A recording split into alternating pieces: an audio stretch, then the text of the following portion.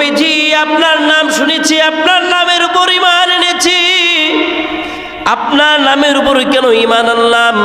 এই জন্য আমাদের উপরে অত্যাচার হয়েছে, অনেক অত্যাচার, কঠিন অত্যাচার হয়েছে। এই বেলাল রাদিয়াল্লাহু তাআলা আনহু বলেন, পয়গম্বর, আমাকে ওই কাফেররা শুধু এই ঈমানের কারণে চলন্ত কয়লার উপরে এরকম টানা হেঁচড়া করেছে, রড দিয়ে বাইরেছে। আমার পিঠগুলো যে ক্ষত ক্ষত দেখতেছেন, এটা সাধারণ কোনো ক্ষত না, এটা জ্বলন্ত কয়লা দিয়ে আমার পিঠগুলো পুড়ে দিয়েছে। ওগো পয়গম্বর, আমার ভিতরে জানি কেমন মায়া,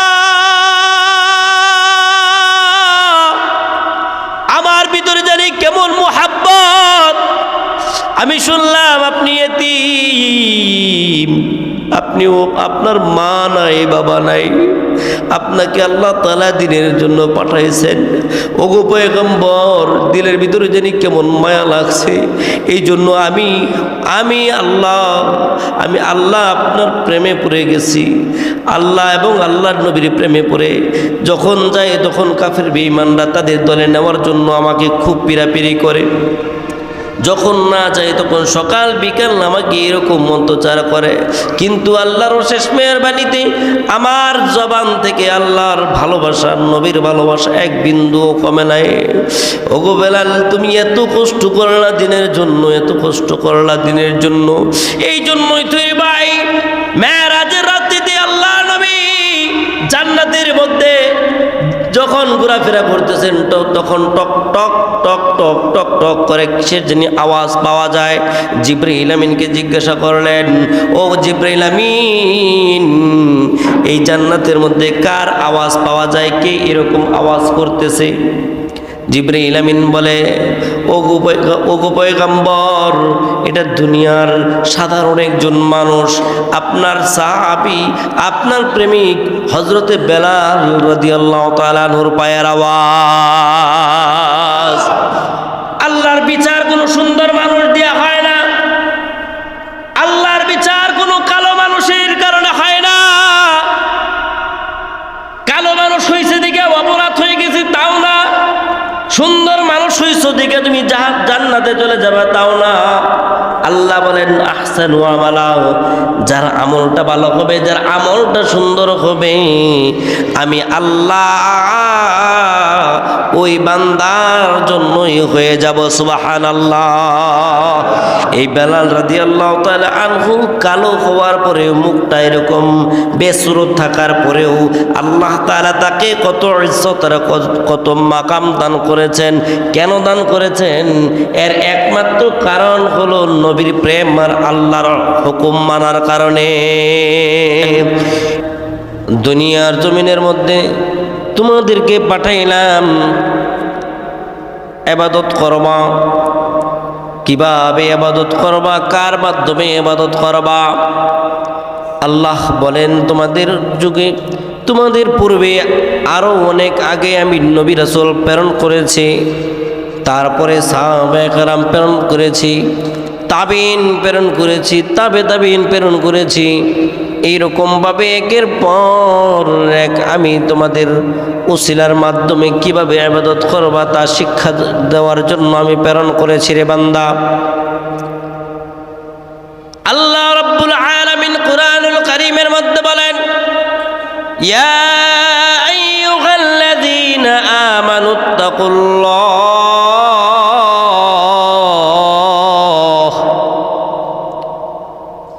ইয়া আইয়ুহাল্লাযীনা, যে ব্যক্তি নামাজ পড়ে, রোজা রাখে, হজ করে, যাকাত দেয়, যে ব্যক্তি মালিকের আজানের ধ্বনি শোনার পরে যে ব্যক্তিটা ঘরে বসে থাকতে পারে না, দৌড়ে চলে আসে মসজিদের মধ্যে, সমস্ত মানুষগুলো বসে থাকে, তার ফাঁক দিয়ে সালাম দিতে দিতে মসজিদের ভিতরে চলে আসে। এই ব্যক্তিকে সকলেই দেখলেই মনে করে যে দেখো, এই ব্যক্তিটা আজান দিলে আর ঘরে বসে থাকে না, আজান দেওয়ার পর এই ব্যক্তিটা ঠান্ডা পানি দিয়ে ওযু বানাইয়া কিন্তু ঘর থেকে বের হয়ে যায়। ঠিক আমাদের মতো কিছু মানুষ আছে, আখিরি পয়গম্বরকে নবী জানি আল্লাহ জানি কোরআন সর্বশ্রেষ্ঠ কিতাব তাও মানি, নবীর পরে সাহাবী, সাহাবীর পরে তাবে তাবেঈন, নবীর পরে আর কোনো নবী আসবে না তাও আমরা মানি। এই শ্রেণীর মানুষগুলো দেখবেন সাথে একসাথে শুয়ে আছে, কিন্তু পাশের বাইর নামাজে চলে আসছে ওই ব্যক্তিটা যখন নাকি পাশ থেকে চলে আসে সে কম্বল মুড়াইয়া আরো ভালো করে শুয়ে থাকে, এমন ব্যক্তি আছে না নাই? আল্লাহ বলেন বান্দা তোমাকে আমি ডাক দিলাম, ইয়া আইয়ুহাল্লাযীনা আমানু, তোমাকে আমি মুমিন বলে ডাক দিলাম। বলেন আল্লাহু আকবার। আপনাকে আপনাকে মুমিন বলে আল্লাহ তাআলা ডাক দিয়েছেন, এই জন্য আল্লাহ তাআলার দরবারে শুকর আবারও আদায় করি আলহামদুলিল্লাহ। আল্লাহর দরবারে যত শুকরিয়া আদায় করবো রে ভাই, আল্লাহ তাআলা তত বেশি আমাদেরকে ইবাদত করার সুযোগ করে দিবেন। আর ইবাদত করতে করতে যদি দুনিয়া থেকে বিদায় হয়ে যাইতে পারি, মালিক বলেন তুমি বান্দা মৃত্যুবরণ করতে দেরি করবা, কিন্তু আমি আল্লাহ তোমাকে জান্নাত দিতে আর দেরি করব না। সুবহানাল্লাহ। এই জন্যই তো ভাই আমাদের ইবাদত করতে হবে, নবীকে মানতে হবে, আখিরি পয়গম্বর, আখিরি পয়গম্বরের পরে আর কোন নবী আসবে না, এটা মানতে হবে। যারা মানবে তারাই হলো ঈমানদার। ইয়া আইয়ুহাল্লাযীনা আমানু এর ভিতরে পড়ে যাবে। এই জন্য আল্লাহ বলেন ইয়া আইয়ুহাল্লাযীনা আমানুত্তাকুল্লাহ, আল্লাহকে ভয় করো। দুনিয়ার মধ্যে যত মানুষ আছে, যত প্রশাসন আছে, যত যা কিছু আছে, সব কিছুর উপরেও তুমি আল্লাহকে ভয় করো। আল্লাহকে যদি ভয় করতে পারো তাহলে দেখবা তোমার আর কোনো টেনশন নাই, তোমার আর কোনো টেনশন নাই। কারণ কি জানো, ঈমানদার মুত্তাকি মানুষগুলো, যেই সমস্ত মানুষ ঈমানদার মুত্তাকি নামাজি দিনদারি পরহেজগারি, এই মানুষগুলো কখনো মৃত্যুকে ভয় করে না। তারা হকের পথে চলে, সত্যের পথে চলে, ন্যায়ের পথে চলে। তাদের বিরুদ্ধে যত প্রকার অভিযোগ আসুক, যত প্রকার অপহরণের মামলা আসুক, হামলা আসুক, যা কিছু আসুক না কেন, সে বলে একদিন তো মৃত্যুবরণ করতে হবে। সুতরাং যেহেতু আল্লাহর কাছে যেতে হবে, সুতরাং আর কোনো চিন্তা নাই, কোনো টেনশন নাই। দুনিয়ার মধ্যে রামপন্থী আর বামপন্থীদের কথায় আমি আমার ঈমান বিক্রি করব না। বলেন ঠিক কিনা? এই জন্যই তো আল্লাহর নবীর যুগ থেকে নিয়া, আল্লাহর নবীর যুগ থেকে নিয়াই এই পর্যন্ত দেখেন হকের পথে মানুষ আছে। এই হকের পথে যারা থাকে তাদের ইজ্জত বাড়ায়া দেয় কে? আল্লাহ বাড়ায় দেয়। ওই জমানার মধ্যে তাকে দেখেন হযরত বেলাল আর হযরত খাব্বাব রাদিয়াল্লাহু তাআলা আনহুর কথা। এই বেলাল আর খাব্বাব রাদিয়াল্লাহু তাআলা আনহু আল্লাহর জমিনের মধ্যে থাকিয়া নবীর প্রেমে পড়িয়া যখন নবী কান্নাকাটি করে, তখন কাফের বেঈমানদের শরীরের মধ্যে আঘাত লেগে গেছে। বলে কিরে তুই মুহাম্মদের পাগল হইলি? মুহাম্মদের কি আছে? মুহাম্মদের কোনো সম্পদ নাই, মুহাম্মদের টাকা পয়সা নাই, মুহাম্মদের দলবল নাই, মুহাম্মদের কিচ্ছু নাই, আর তোরা মুহাম্মদের পিছনে লেগে গেলি। এই বলে বেলালকে, খাব্বাবকে, ওই জমানার কাফের মুশরিকরা, নবীকে মাননেওয়ালা যে সমস্ত মানুষ নবীকে মানে, ওদের উপর অত্যাচার শুরু করে দিল। বেলাল খাব্বাব বলে, ও কাফের মুশরিকের দল, তোমরা যতই মারো আর যতই আমাকে কাটো আর যতই আমাকে শাস্তি দাও, মালিক আমাকে সৃষ্টি করেছেন, মালিক আমাকে একদিন দুনিয়া থেকে বিদায় করে দিবেন। মালিক যখন আমাকে ডাক দিবে তখন দুনিয়ার কেউ আমাকে ধরে রাখতে পারবে না। মালিক যদি আমাকে চায় তাহলে তুমি কাফের বেঈমান কোনোদিন আমাকে মারতেও পারবে না।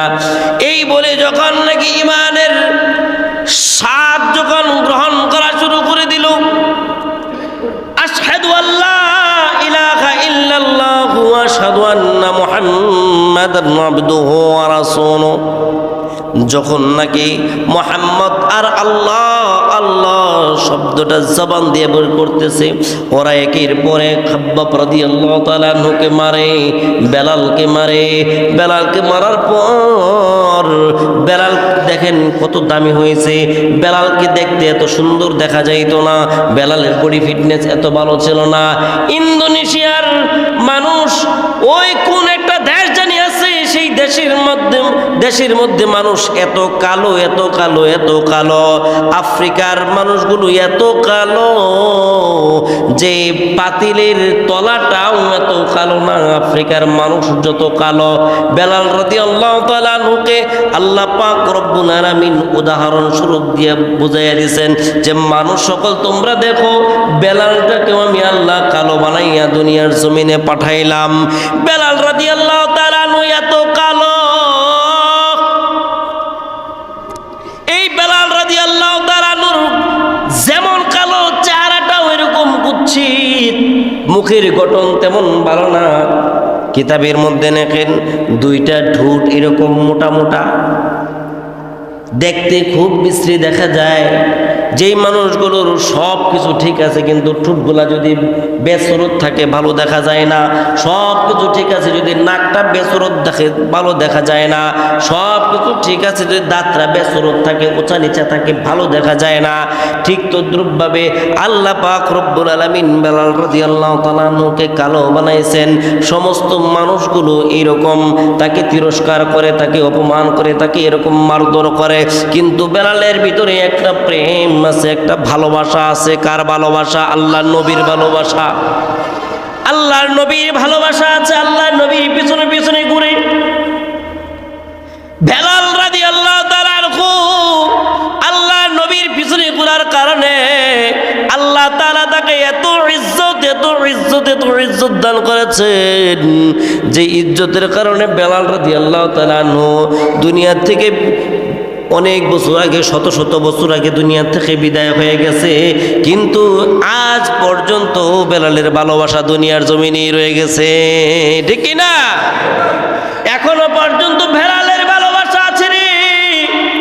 ঠিক তদ্রূপভাবে আমরাও যদি নবীর প্রেম যদি দেখাই, আল্লাহর ভালোবাসা, আল্লাহর মুহাব্বত যদি আমাদের ভিতরে থাকে, তাহলে আমাদের নামটাও আল্লাহ তাআলা পরজন্মের পর পর্যন্ত পৌঁছায়া দিবে। এটা হলো ইসলামের প্রেম, ইসলামের ভালোবাসা।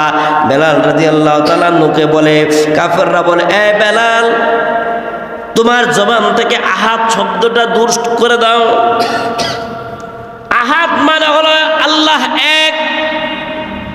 ও বেলাল, তোমার জবান থেকে তুমি এই শব্দটা দূর করে দাও, তাহলে তোমার শাস্তিটা আমি মওকুফ করে দেব, মাফ করে দেব।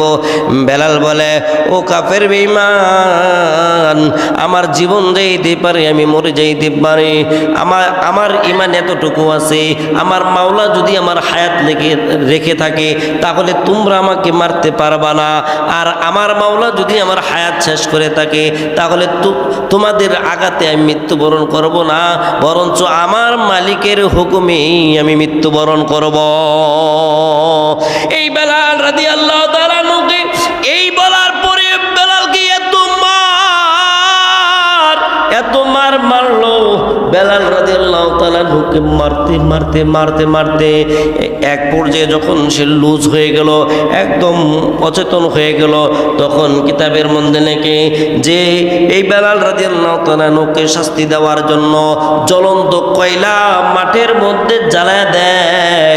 এই জ্বলন্ত কয়লার মধ্যে বেলালকে শোয়ায়া দেয়, এটার মধ্যে টানা হেঁচড়া করে, তারপরেও বলে আহাদ আহাদ আহাদ, আল্লাহু আকবার। আরো জোরে বলেন আল্লাহু আকবার। এই বেলাল রাদিয়াল্লাহু তাআলা আনহু, এই বেলাল রাদিয়াল্লাহু তাআলা আনহু আঘাতের কারণে বারবার ডাক দেয়, আল্লাহ আল্লাহ আল্লাহ, তুমি সবচেয়ে বড়, তোমার থেকে বড় আর কেউ নাই। এই বলতে বলতে যখন আবার তাকে রেস্টে দেয়, কাফের বেঈমানরা ঘুমায় রেস্ট করে, আবার যখন মার করে, একদিন এরকম মারতে মারতে বেলালকে খাব্বাবকে মারতে মারতে যখন দেখে তারা এই শব্দ আর মুখ থেকে বের করতে পারে না, আল্লাহ তাআলা এখন বলতে পারেন যে জ্বলন্ত কয়লার উপরে যদি টানা হেঁচা করে তাহলে মানুষ কেমনে বাঁচে? মানুষ বাঁচে না, মানুষকে আল্লাহ বাঁচায়। বলেন ঠিক কিনা? সাধারণ একটা অ্যাক্সিডেন্ট হইলে মাথার মধ্যে একটু আঘাত লাগলে মানুষ মারা যায়, কিন্তু কিছু কিছু মানুষের মাথাটা 2 ভাগ করার পরে মস্তক টস্তক যা কিছু আছে সব বের করে প্লেটের মধ্যে রাইখা আবার এটারে জায়গা মতো ফিট করে দেয়, এই মানুষ আবার সুস্থ হয়ে ফিরে আসে। আছে না নাই? এটা কার কারিশমা? আল্লাহ। আল্লাহ বলেন আমি হায়াতের মালিক, আমি মৌতের মালিক। তোমরা যদি তোমাদের মনের মধ্যে তোমরা মনে করো যে হায়াতের মালিক মনে হয় আল্লাহ নাই, মানুষও এখানে মধ্যে অ্যাক্সিডেন্ট করেছে, মারা গেছে, কিন্তু এই লোকটা তার চেয়ে বেশি আঘাত পাইছে, মরল না কেন? যার হায়াত যতটুকু আছে আল্লাহ তাআলা তাকে ততটুকু দিয়েই রাখবে। একদিন আগেও মৃত্যুবরণ করবে না, একদিন পরেও মৃত্যুবরণ করবে না। যার হায়াত যতদিন আছে ঠিক ততদিনই সেই দুনিয়ার জমিনে থাকবে। হায়াত শেষ, দুনিয়ার থেকে বিদায় হয়ে যাবে। হতে পারে সে ভালো রাত্রে আপনার সাথে আমার সাথে চলাফেরা করেছে, সকালবেলা শুনবেন যে সে আর দুনিয়ার জমিনে নেই। এমন ঘটনা কি আমাদের সামনে আসে নাই? আসছে। বেলাল রাদিয়াল্লাহু তাআলা আনহুকে মারার পর বেলাল রাদিয়াল্লাহু তাআলা আনহু আল্লাহর নবীর যখন অত্যাচার শেষ হয়ে গেছে, একদিন খাব্বাব বেলাল রাদিয়াল্লাহু তাআলা আনহু আল্লাহর নবীর সামনে যখন তার জামাগুলো খুললেন, যখন জামা খুললেন তখন ডাক দিয়ে বললেন, বেলাল তোমার পিঠের মধ্যে এত বসন্তের দাগ কেন? তোমার কি কোনোদিন বসন্ত হয়েছে নাকি? আল্লাহর নবী ডাক দিয়ে, বেলাল তুমি কি বসন্ত রোগে আক্রান্ত ছিলে নাকি? আল্লাহর নবীকে ডাক দিয়ে বলেন, ওগো নবীজি আমার কোনোদিন বসন্ত হয় নাই, আমার কোনোদিন রোগ হয় নাই, আমার এত মারাত্মক রোগ কোনোদিন হয় নাই, কিন্তু নবীজি আপনাকে কোনোদিন দেখি নাই। ওগো নবীজি আপনার নাম শুনেছি, আপনার নামের উপর ঈমান এনেছি, আপনার নামের উপরে কেন ঈমান আনলাম? এই জন্য আমাদের উপরে অত্যাচার হয়েছে, অনেক অত্যাচার, কঠিন অত্যাচার হয়েছে। এই বেলাল রাদিয়াল্লাহু তাআলা আনহু বলেন, পয়গম্বর আমাকে ওই কাফেররা শুধু এই ঈমানের কারণে চলন্ত কয়লার উপরে এরকম টানা হেঁচড়া করেছে, রড দিয়ে বাইরেছে, আমার পিঠগুলো যে ক্ষত ক্ষত দেখতেছেন এটা সাধারণ কোনো ক্ষত না, এটা জ্বলন্ত কয়লা দিয়ে আমার পিঠগুলো করে দিয়েছে। ওগো পয়গম্বর আমার ভিতরে জানি কেমন মায়া, আমার ভিতরে জানি কেমন মুহাব্বত। আমি শুনলাম আপনি এতিম, আপনিও আপনার মা নাই, বাবা নাই, আপনাকে আল্লাহ তাআলা দিনের জন্য পাঠাইছেন।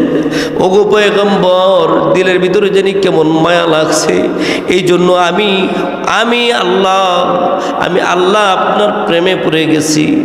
আল্লাহ এবং আল্লাহর নবীর প্রেমে পড়ে যখন যায় তখন কাফের বেঈমানরা তাদের দলে নেওয়ার জন্য আমাকে খুব পীড়াপিড়ি করে, যখন না যায় তখন সকাল বিকাল আমাকে এরকম অত্যাচার করে, কিন্তু আল্লাহর শেষ মেহেরবানিতে আমার জবান থেকে আল্লাহর ভালোবাসা, নবীর ভালোবাসা এক বিন্দুও কমে নাই। ওগো বেলাল তুমি এত কষ্ট করলা দিনের জন্য, এত কষ্ট করলা দিনের জন্য, এই জন্যই তুই ভাই মেরাজের রাত্রিতে আল্লাহ নবী জান্নাতের মধ্যে যখন ঘোরাফেরা করতেছেন তখন টক টক টক টক টক টক করে কিসের জন্য আওয়াজ পাওয়া যায়। জিবরাইল আমিনকে জিজ্ঞাসা করলেন, ও জিবরাইল আমিন এই জান্নাতের মধ্যে কার আওয়াজ পাওয়া যায়, কে এরকম আওয়াজ করতেছে? জিবরাইল আমিন বলে, ও ওগো পয়গম্বর, এটা দুনিয়ার সাধারণ একজন মানুষ, আপনার সাহাবী, আপনার প্রেমিক হযরতে বেলাল রাদিয়াল্লাহু তাআলা আনহুর পায়ের আওয়াজ। আল্লাহর বিচার কোনো সুন্দর মানুষ দিয়া হয় না, আল্লাহর বিচার কোনো কালো মানুষের কারণে হয় না। কালো মানুষ হইছে দিকে অপরাধ হয়ে গেছে তাও না, সুন্দর মানুষ হইছো দিকে তুমি জান্নাতে চলে যাবে তাও না। আল্লাহ বলেন আহসানু আমালা, যার আমলটা ভালো হবে, যার আমলটা সুন্দর হবে, আমি আল্লাহ ওই বান্দার জন্যই হয়ে যাব। সুবহানাল্লাহ। এই বেলাল রাদিয়াল্লাহু তাআলা আনহু কালো হওয়ার পরে, মুখটা এরকম বেসুরত থাকার পরেও আল্লাহ তাআলা তাকে কত ইজ্জত আর কত মাকাম দান করেছেন। কেন দান করেছেন? এর একমাত্র কারণ হলো নবীর প্রেম আর আল্লাহর হুকুম মানার কারণে। এই জন্য ভাইরা আমার, আল্লাহ রাব্বুল আলামিন বলেন ইয়া আইয়ুহাল্লাযীনা আমানুত্তাকুল্লাহ, ইয়া আইয়ুহাল্লাযীনা আমানুত্তাকুল্লাহ, তোমরা হে ঈমানদারগণ তোমরা আল্লাহ তাআলাকে ভয় করো। বলেন কাকে ভয় করব? আল্লাহকে ভয় করব। এবং দুনিয়ার মধ্যে তোমরা উসিলা নিয়ে তোমরা কাজ করো, যে কোনো একটা উসিলা নিয়ে কাজ করো। মসজিদ হলো একটা উসিলা। এই মসজিদ আছে বলেই আমরা কিন্তু বিভিন্ন স্থান থেকে আমরা নামাজ পড়তে আসি। যদি মসজিদ যদি না থাকতো তাহলে আমরা ঘরে বসে নামাজ পড়তাম। যদি মসজিদ না থাকতো পাঞ্জাখানা থাকতো, পাঞ্জাখানা না থাকলে ঘর থাকতো। এইরকম একটার পর একটা ওসিলা থাকতো, আর একজন না একজনের মাধ্যমে আল্লাহ তাআলা ইবাদত করার সুযোগ দেয়। আল্লাহ এই জন্য বলেন যে ওয়াসিলার মাধ্যমে তোমরা ইবাদত করো এবং কি করো, ওয়াজাহিদু ফি সাবিলিল্লাহ লাআল্লাকুম তুফলিহুন। আল্লাহর রাস্তায় জিহাদ করো যাতে তোমরা সফল হইতে পারো। যদি তোমাদের ঈমানের উপর যদি কেউ আঘাত করে, তোমাদের নামাজের উপর যদি কেউ আঘাত করে, যদি তোমাদের কোরআনের উপরে কেউ আঘাত করে, যদি তোমাদের হক কথা বলার উপরে যদি কেউ তোমাদের উপর আঘাত করে, আর এর বিরুদ্ধে যদি তুমি প্রতিবাদ না করো, তাহলে তুমিও তার পক্ষপাতী হয়ে গেলা। আর যদি হকের পথে যদি থাকো, তুমি যদি তার পক্ষে থাকো, তাহলে আল্লাহ তাআলা তোমাকে তুফলিহুন বিজয় দান করবে, তুমি সফলতা অর্জন লাভ করবে। সুবহানাল্লাহ। এই জন্য এই ঘোষণাগুলো শুধু মুমিনদেরকে দিয়েছেন আল্লাহ। এই ঘোষণাগুলো শুধু মুমিনদেরকে আল্লাহ পাক রব্বুল আলামিন দান করেছেন। এই জন্য ভাইয়ের আবার আল্লাহ রব্বুল আলামিন দুনিয়ার জমিনে বলে দিয়েছেন, তোমরা উসিলার মাধ্যমে তোমরা ইবাদত খোঁজো, ইবাদত করো, সফলতা অর্জন করো, সফলতা লাভ করো। এই উসিলাগুলো আমরা কোথায় পাবো? এক নাম্বার উসিলা হইল মসজিদ, এক নাম্বার উসিলা হলো মাদ্রাসা, এক নাম্বার উসিলা হলো শিক্ষা প্রতিষ্ঠানগুলো। যেই জায়গার মধ্যে সৎ শিক্ষা দেয় এবং ভালো শিক্ষা দেয়, ওই স্থানগুলো খুঁজে খুঁজে বের করতে হবে এবং ভালো ভালো মানুষগুলোর সাথে চলাফেরা করা লাগবে। ভালো মানুষের সাথে যদি চলাফেরা করে, তাহলে মানুষগুলো আস্তে আস্তে আস্তে আস্তে ভালো হয়ে যায়। এই জন্যই তো ফকিহবিদগণ বলেন, যদি কোনো মানুষ আতরের দোকান দিয়ে যায়, তাহলে সে আতর শরীরে লাগাক আর নাই লাগাক, কিন্তু ওই আতরের দোকানের ধারের কাছে যাওয়ার কারণে কিছু না কিছু ঘ্রাণ তার শরীরে পাওয়া যায়। কামারের দোকানের সামনে দিয়া হাঁটবেন, কিছুক্ষণ দাঁড়ায় থাকবেন, আপনার একটা বাড়িও দিতে হবে না, একটা একটা কাচিও, একটা কুড়ালও বানাইতে হবে না, কিচ্ছু বানাতে হবে না। শুধু আপনি অল্প সময় ওই কামারের দোকানের সামনে দাঁড়ায় থাকবেন। এর যে অগ্নির যে স্ফুলিঙ্গ, এইগুলো দেখবেন, একটু সামনে যাবেন, নয়তো একটা টিস্যু দিয়া মুখটা মুছবেন, এই মুখটা মোছার পরে দেখবেন এই টিস্যু ব্ল্যাক হয়ে গেছে। এই জন্য ফকিহবিদগণ বলেন, সহবতে লে তোরা সালে কুনাত সহবতে তলে তোরা তলে কুনাত। সহবতে যদি থাকো, সালে কুনাত ভালো মানুষের সাথে যদি সহবতে থাকো তাহলে তুমিও ভালো হয়ে যাইবা। আর মন্দ মানুষের সাথে যদি তুমি থাকো তাহলে তুমি মন্দ হয়ে যাইবা। এই জিনিসটা দিয়ে বুঝাইছেন আতরের দোকানের সামনে দাঁড়াইলে আতরের ঘ্রাণ পাওয়া যায়, আর কামারের দোকানের সামনে দাঁড়াইলে কামারের যে অগ্নি স্ফুলিঙ্গ কালো কালো যেই ধুলা আছে এগুলো পাওয়া যায়। এখন কার কাছে দাঁড়াবো আমরা? উসিলা দাঁড়াইতে হবে, উসিলা। এই জন্যই তো মানুষগুলো দেখবেন হুজুরদেরকে দাওয়াত খাওয়ায় কেন, হুজুরদের সাথে এত সম্পর্ক কেন? হুজুরদের ছাড়া কি মিলাদ হয় না? হুজুররা যত সুন্দর করে মিলাদ পড়তে পারে তার চেয়ে সুন্দর করে কিছু কিছু মানুষ আছে তারাও মিলাদ পড়তে পারে, কিন্তু তারা দাওয়াত দেয় না। কেন দেয় না? আল্লাহ উলামা ওয়ারাসাতুল আম্বিয়া, উলামায়ে কেরাম হলো নবীদের ওয়ারেস।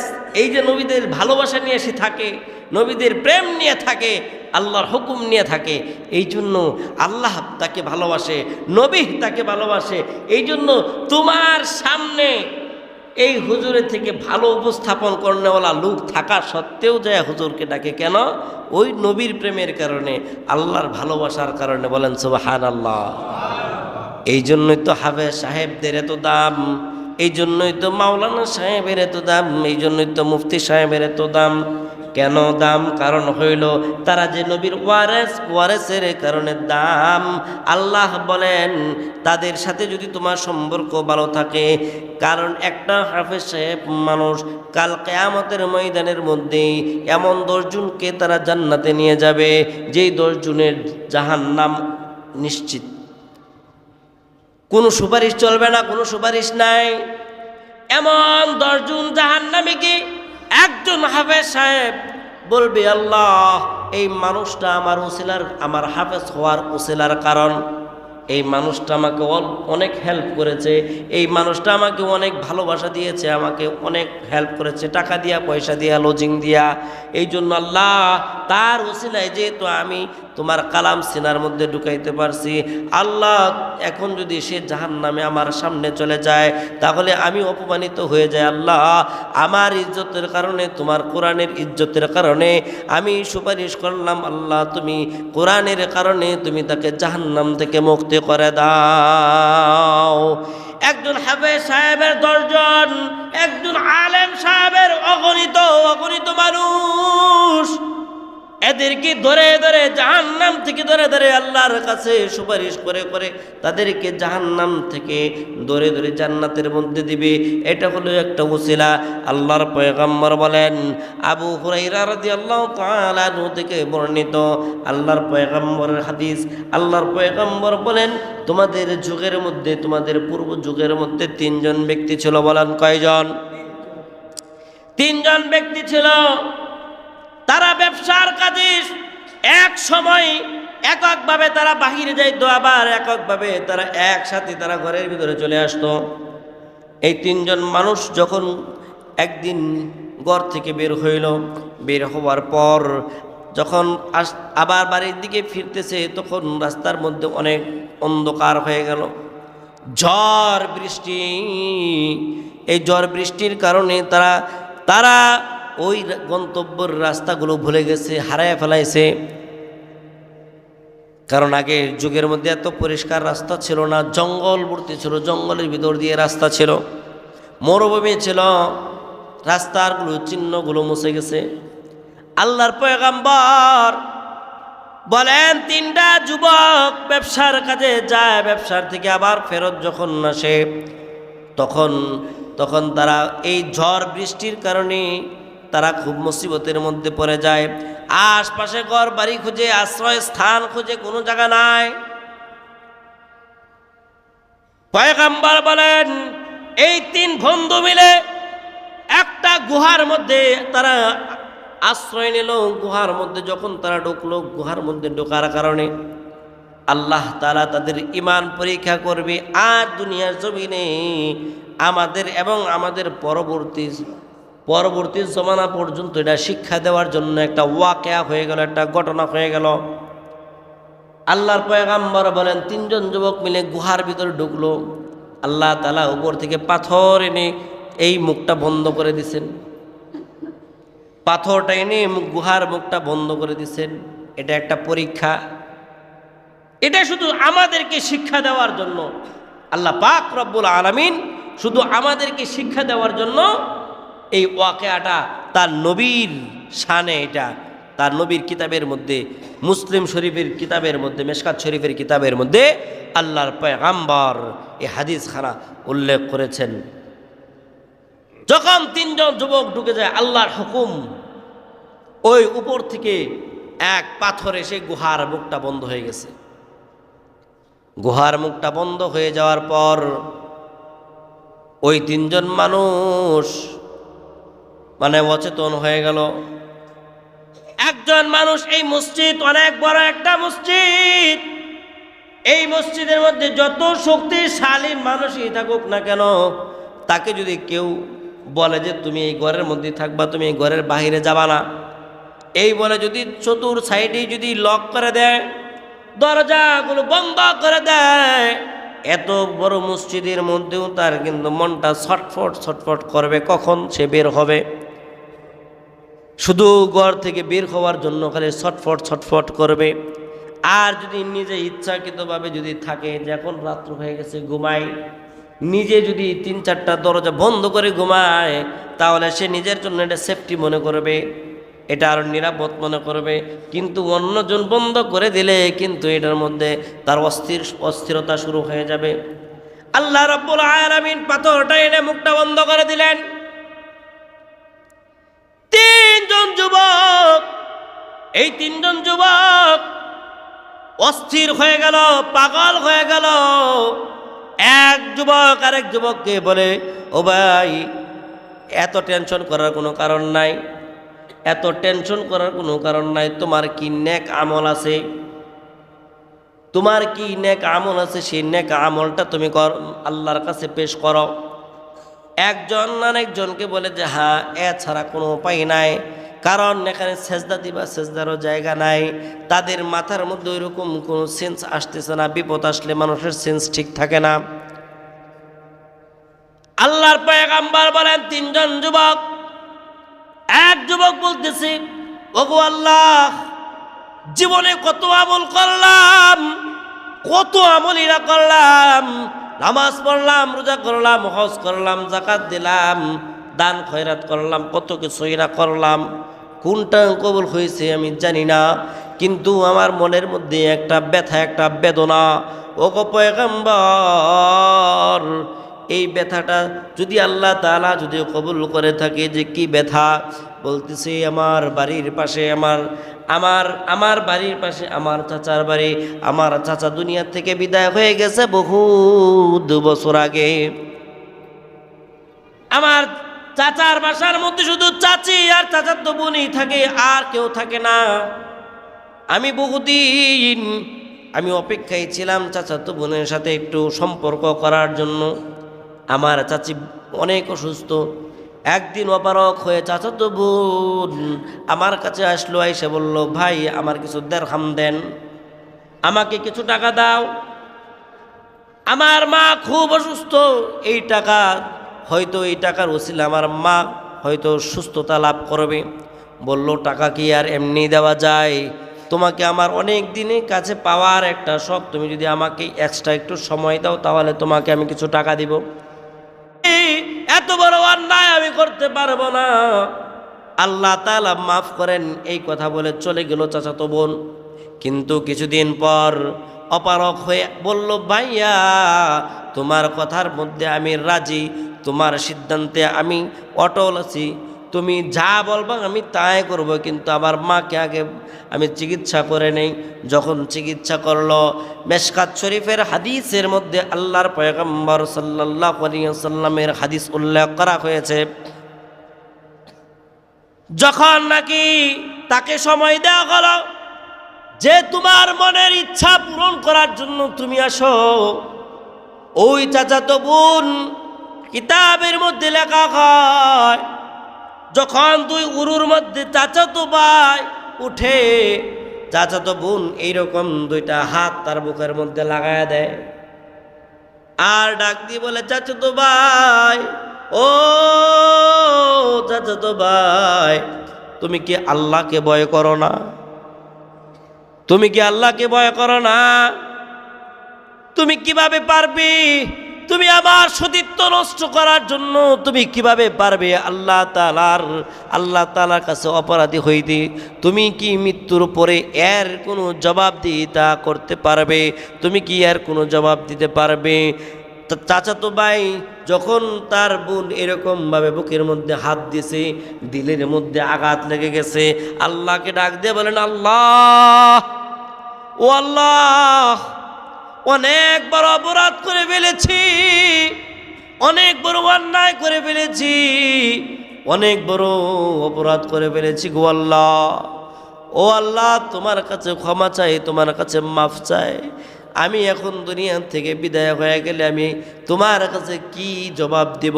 কারণ হইল, মানুষ যখন চুরি করে, মানুষ যখন ডাকাতি করে, মানুষ যখন জিনা করে, তখন তার ঈমান সাথে থাকে না, মানুষের ঈমানটা অর্ধখাত উপরে চলে যায়। এই মানুষটা যদি ওই সময় স্ট্রোক করে মারা যায়, ওই সময় যদি বিভিন্ন কোনো কারণে যদি মারা যায়, আল্লাহর পয়গম্বর বলেন ওই মানুষটা বেঈমান হয়ে দুনিয়া থেকে বিদায় হলো। এই জন্য ডাক দিয়ে বলেন, চাচাতো বোন ডাক দিয়ে বলেন, ও ভাই, তোমার ভিতরে কি আল্লাহর ভয় নাই? তুমি কি আল্লাহকে ভয় করো না? কাল কিয়ামতের ময়দানে তুমি আল্লাহ তাআলাকে কি জবাব দিবা? আল্লাহ তাআলার কাছে কি জবাব দিবা? এই কথা শোনার পর ভাই লাফ দিয়ে উঠে গেল, উঠে এসে চলে গেছে। এই কথা বলে, আল্লাহ তুমি আমাকে ক্ষমা করে দিও। আজ এই গুহার মধ্যে দাঁড়াইয়া ওই ভাই আল্লাহর কাছে বলে, আল্লাহ, আমি যদি তোমাকে ভালোবাসার কারণে, তোমার জাহান্নাম থেকে বাঁচার কারণে যদি আমি সেই দিন আমার চাচাতো বোনের উপর থেকে যদি উঠে থাকি, আমি যদি তোমাকে ভয় করার কারণে যদি আমি উঠে থাকি, ও আল্লাহ, আজকে আমাকে তুমি এই বিপদ থেকে তুমি হেফাজত করো। জোরে বলেন সুবহানাল্লাহ। জীবনে আমি আর আপনি ভালো কাজ কম করি নাই, কম করছি। দান করি নাই, সদকা করি নাই, যাকাত দেই নাই, নামাজ পড়ি নাই, সব কিছু করলাম আল্লাহর রাস্তার মধ্যে। এখন পর্যন্ত জীবনের শুরু থেকে নিয়ে বুঝমান হওয়া পর্যন্ত, এখন পর্যন্ত জীবনটাকে আল্লাহর রাস্তার মধ্যেই সময় দিতেছি, আল্লাহর রাস্তার মধ্যে ব্যয় করতেছি। কত নেকের কাজ করলাম, কত নেকের কাজ করলাম। কোন নেকের কাজ আল্লাহর কাছে কবুল হয়েছে আর কোনটা হয় না এটা কি জানি? কিন্তু তারপরেও আমার আপনার ভিতরে একটা খটকা আছে যে এই আমলটা ভালো করছি, এটা কবুল হইতে পারে, এটা আমার মনটা ভিজাই দিছি, এটা কবুল হইতে পারে। এমন একটা দোয়া নিয়া যখন আল্লাহ তাআলার দরবারে আল্লাহর বান্দা যখন দোয়া করেছে, আল্লাহ বলেন, এই বান্দা, তোমার এই কথার কারণে আমার দিল গলে গেছে, আমার মন গলে গেছে, কিন্তু আমি তো তোমাকে পরীক্ষা করার জন্য, দুনিয়াবাসীকে আমি বোঝানোর জন্য যে নেক আমলের কারণে মানুষের গুনাহ মাফ হয়, একটা ওসিলার কারণে বিপদ থেকে আমি হেফাজত করে থাকি। এই জন্য এই বান্দাকে এই দোয়ার কারণে আল্লাহ পাক রব্বুল আলামিন এই এত বড় একটা পাথর, যে পাথর তিনজনে সরাইতে পারে নাই, এটা অটোমেটিকলি এতটুকু সরে গেছে যতটুকু সরলে একটা মানুষ বের হইতে পারে না, এতটুকু সরে গেছে। আল্লাহ পাক রব্বুল আলামিনের কাছে আমরা দোয়া করি, আল্লাহ পাক যেন আমাদের নেক ওসিলার নেক কিছু করার কারণে যেন আল্লাহ পাক রব্বুল আলামিন ওই ওসিলাই যেন আমাদেরকে মাফ করে দেন। সকালে বলেন আমিন। বাকি দুইজনের কথা আমি আগামী জুমাতে ইনশাল্লাহ বলবো।